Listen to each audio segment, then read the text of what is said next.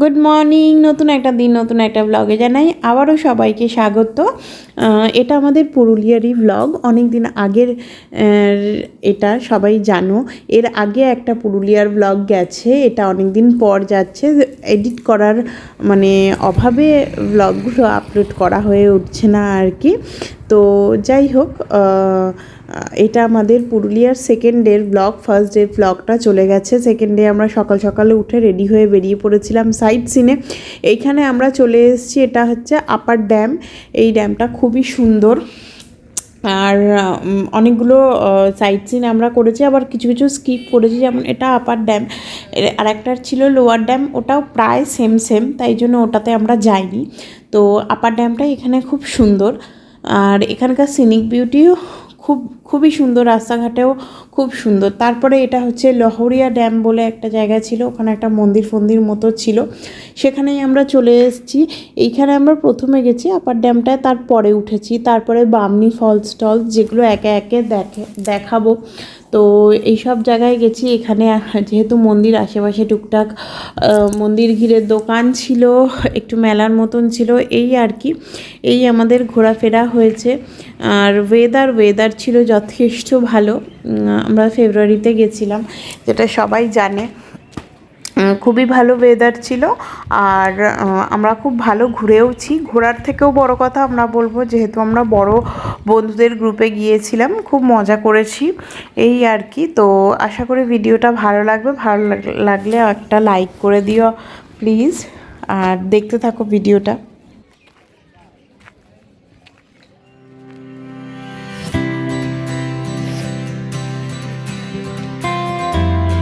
সবাইকে ডাকছে, I vlog.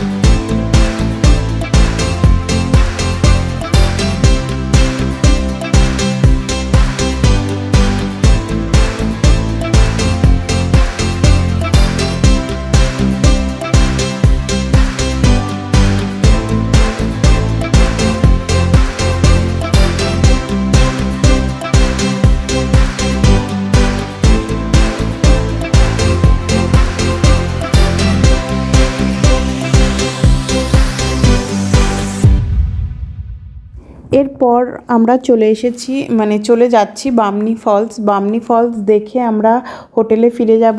হোটেলে ফিরে আরও একটা ফলস ছিল, সেটা আমরা স্কিপ করেছি, তার কারণ একই প্রায়। হোটেলে ফিরে আমরা লাঞ্চ সেরে তারপর আমরা মুখোশ গ্রামে যাব।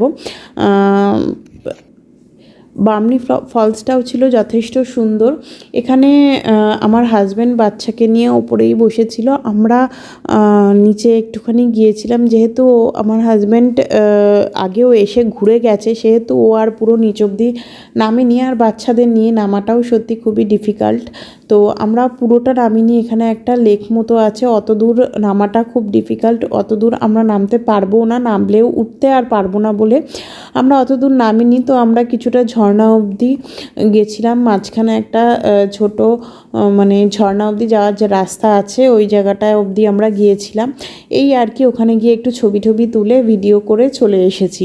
তারপর আমরা আরেকটা জায়গা যেখানটায় যাওয়া মানে বারণ ছিল, ব্যারিকেড করা ছিল এই যে এই জায়গাটা, তো সেখানেও আমরা নেমেছিলাম একটু আধটু ভিডিও টিডিও করার জন্যে। একটু ভিডিও করে ছবি তুলে আমরা চলে গিয়েছিলাম হোটেলে। অ্যাকচুয়ালি আমরা না সব জায়গায় গিয়ে এত টাইম ওয়েস্ট করছিলাম, মানে এতক্ষণ সময় নষ্ট করছিলাম, অনেক টাইম লাগাচ্ছিলাম আর কি। তো তাই জন্য আমরা আমাদের কিছু কিছু জায়গা স্কিপ করা করতে হয়েছিল।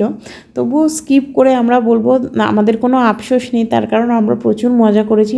মজা করতে মানে ঘুরতে যাওয়ার উদ্দেশ্যই হলো মজা, এনজয়, তো সেটাই আমরা করেছি, তাতে আমাদের কোনো আফসোস নেই। যাই হোক, এখান থেকে আমরা চলে গেছিলাম ডিরেক্ট হোটেলে আমরা লাঞ্চ সেরে তারপর আমরা মুখোশগ্রামে গিয়েছিলাম। এই ছিল আমাদের পুরুলিয়ার সাইট সিন করা, এইগুলোই আমরা একটু ভালো করে দেখেছি, আর কোনো কিছুই খুব যে ভালো করে দেখতে পেরেছি তা নয়, তার কারণ ওই টাইম ওয়েস্ট। যাই হোক, সেসব গল্পে পরে আসছি।